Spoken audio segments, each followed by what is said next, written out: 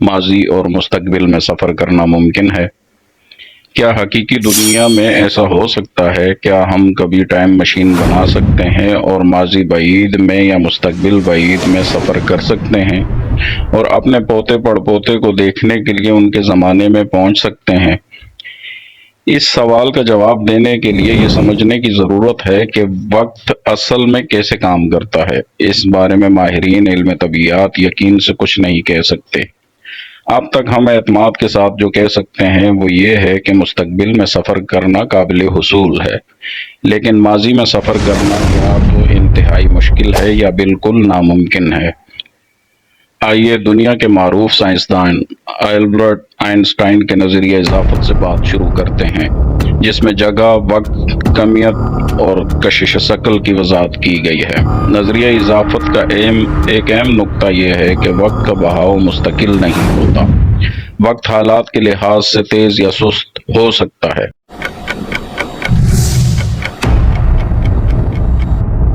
برطانیہ کی university of York کے ماہر فلکیات طبیعیات ایما اوسبورن کا کہنا ہے کہ یہ وہ مقام ہے جہاں وقت کا سفر کرنا ممکن لگ سکتا ہے، اور یہ سائنسی طور پر درست ہے اور اس پر حقیقی دنیا کے اثرات ہو سکتے ہیں۔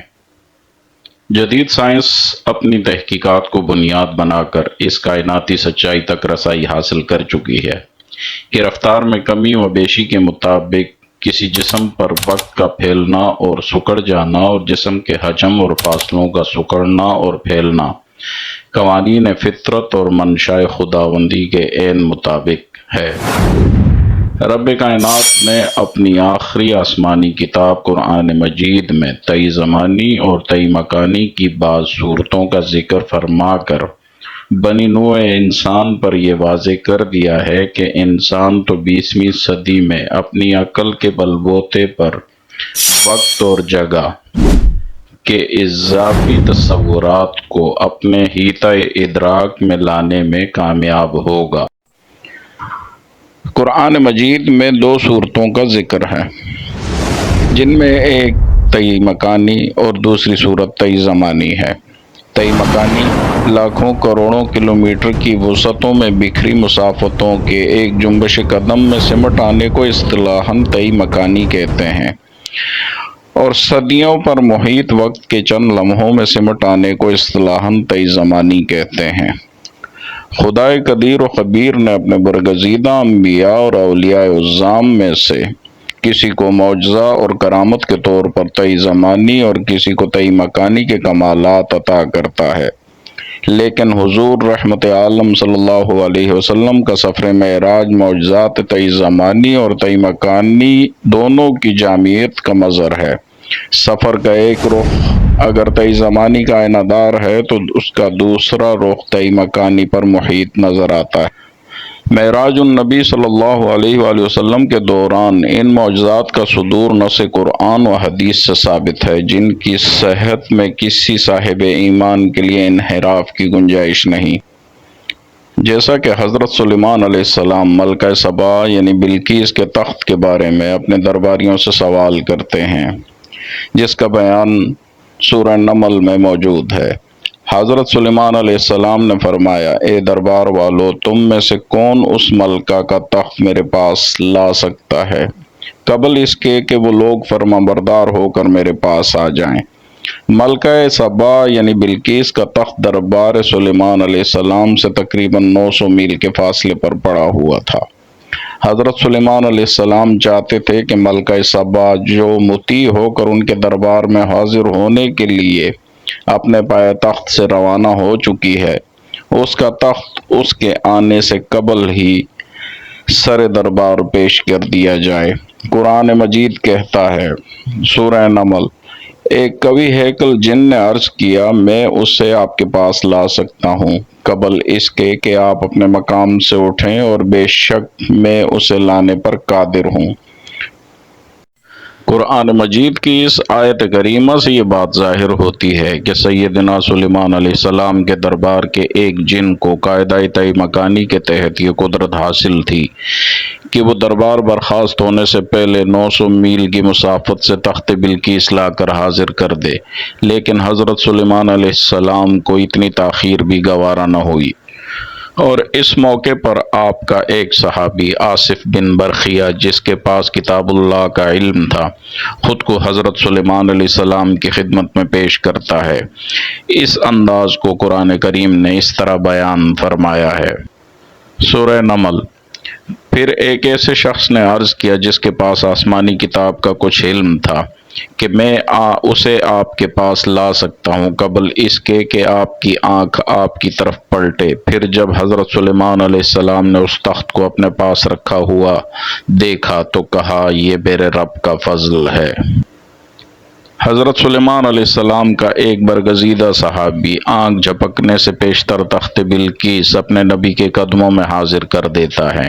یہ تئی مکانی کی ایک ناقابل تردید قرآنی مثال تھی کہ فاصلے سمٹ گئے جسے قرآن حکیم نے حضرت سلیمان علیہ السلام کے ایک امتی سے منسوب کیا ہے۔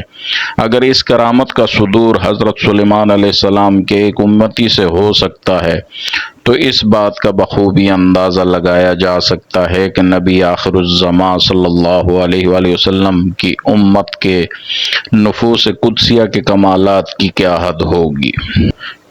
مرد مومن کا اشارہ پاتے ہی ہزاروں میل کی مسافت اس کے ایک قدم میں سمٹ آتی ہے، اور اس کے قدم اٹھانے سے پہلے شرق و غرب کے مقامات زیر پا آ جاتے ہیں۔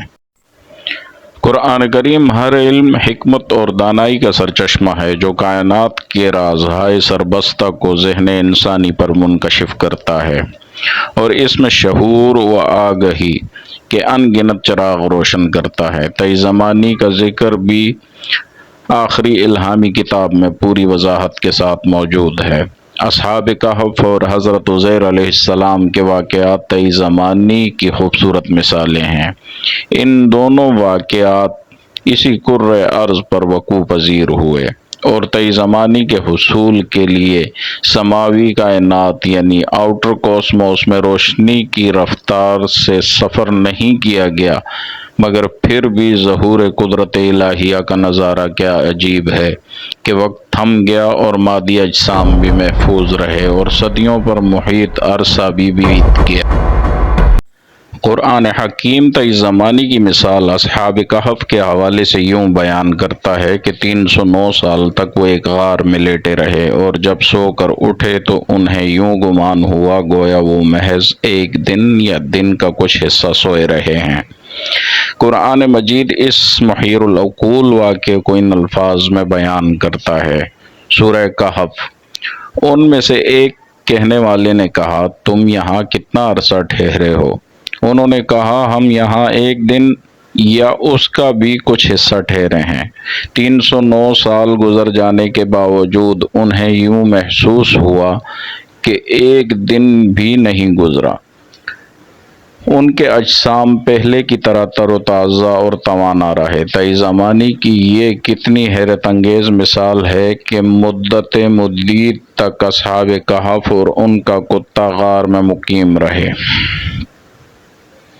اور مرور ایام سے انہیں کوئی غضن نہ پہنچا۔ قرآن مجید کے اس مقام کے سیاق و سباق کا عمیق مطالعہ کیا جائے تو اصحاب کہف کے حوالے سے یہ بات سامنے آتی ہے کہ وہ اپنے غار میں 309 سال تک آرام فرما رہے، کھانے پینے سے بالکل بے نیاز، قبر کسی حالت میں 309 سال تک ان کے جسموں کو گردش لیل و نہار سے پیدا ہونے والے اثرات سے کلیتاً محفوظ رکھا گیا۔ سورج رحمت خداوندی کے خصوصی مظہر کے طور پر ان کی خاطر اپنا راستہ بدلتا رہا کہ ان کے جسم موسمی تغیرات سے محفوظ و مامون اور صحیح و سالم رہیں۔ 309 قمری سال 300 شمسی سالوں کے مساوی ہوتے ہیں۔ اس کا مطلب یہ ہوا کہ کرۂ ارض کے 300 سالوں کے شمسی موسم ان پر گزر گئے، مگر ان کے اجسام تر و تازہ رہے۔ 3 صدیوں پر محیط زمانہ ان پر انتہائی تیز رفتاری کے ساتھ گزر گیا۔ وہ بیدار ہونے پر صدیوں پر محیط اس مدت کو محض ایک آدھ دن خیال کرتے ہیں۔ یہ اللہ تعالیٰ کی خاص نشانی اور قدرت الہیہ کا ظہور تھا، جس سے عادت الہیہ کے پیمانے سمٹ گئے۔ اور اس بارے میں اللہ تعالیٰ سورہ کہف میں فرماتے ہیں، اور آپ دیکھتے ہیں جب سورج طلوع ہوتا ہے تو ان کے غار سے دائیں جانب ہٹ جاتا ہے، اور غروب ہونے لگتا ہے تو ان سے بائیں جانب کترا جاتا ہے، وہ اس کشادہ میدان میں لیٹے ہیں۔ اور آخر میں معراج النبی صلی اللہ علیہ وآلہ وسلم۔ اس میں کوئی اچنبے کی بات نہیں کہ شب معراج صاحب الاولاق فخر موجودات حضور رحمت عالم صلی اللہ علیہ وآلہ وسلم کو زمان و مکان یعنی ٹائم اینڈ اسپیس کی مسافتیں طے کروانے کے بعد خدائے لم یزل نے اپنے قرب و وصال کی بے پایہ نعمتیں عطا فرما دیں۔ مقام کعبہ قوسین پر اپنی ہم کلامی اور بے حجاب دیدار کا شرف اس طرح ارزانی فرمایا کہ ایک طرف خدا اپنے حبیب صلی اللہ علیہ وآلہ وسلم کا سمیع و بصیر تھا، تو دوسری طرف حبیب صلی اللہ علیہ وآلہ وسلم اپنے خدا کا سمیع و بصیر تھا، اور دونوں کے درمیان کوئی پردہ حائل نہ تھا۔ شب معراج تاجدار کائنات رسول کون و مکان حضرت محمد صلی اللہ علیہ وآلہ وسلم کو کیا کیا مقامات عطا ہوئے، انہیں عظمت و رفعت کی کن کن بلندیوں سے ہمکنار کیا گیا، ارتقاء نسل انسانی کو تسخیر کائنات کے مقفل دروازوں پر دستک دینے کی کس طرح ترغیب دی گئی، اس شب کتنی مسافتیں طے ہوئیں اور کتنے زمانے بیت گئے، اس کا حال اللہ رب العزت اور اس کے حبیب صلی اللہ علیہ وآلہ وسلم کے سوا کوئی نہیں جانتا اور نہ جان سکتا ہے۔ ہم غلامان پیغمبر صلی اللہ علیہ وسلم تو بس اتنا جانتے ہیں کہ ہمارے حضور صلی اللہ علیہ وآلہ وسلم کی خاطر پوری خدائی کی کنابیں کھینچ لی گئیں، چراغ نیلوفری دم بخود تھا کہ یہ کون مہمان مکرم لامکان کی سیر کو نکلا ہے، ستارے حیرت کی تصویر بنے رہ گزرے مصطفیٰ صلی اللہ علیہ وآلہ وسلم کی گرد کو اپنے ماتھے کا جھومر بنا رہے تھے، وقت کی نبضیں ایک جگہ تھمی کی تھمی رہ گئیں، اور کائنات بے حس و حرکت اور ساکت اپنے روح رواں کے انتظار میں ایک نقطے پر ٹھہری رہی۔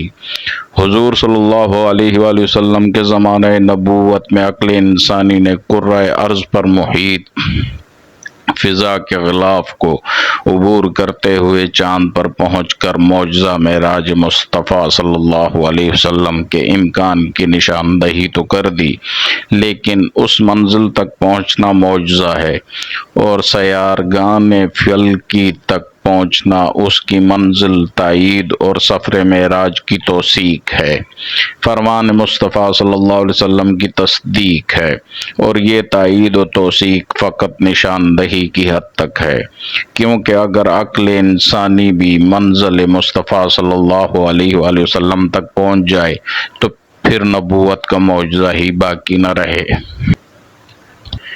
اس لیے انسان سائنس اور ٹیکنالوجی کے میدان میں جتنی بھی ترقی کر لے، آسمان کی حدود کو پھلانگ کر اور مکان کی حدودوں کو چھوڑ کر کبھی وہ لامکان کی بلندیوں میں داخل نہیں ہو سکتا۔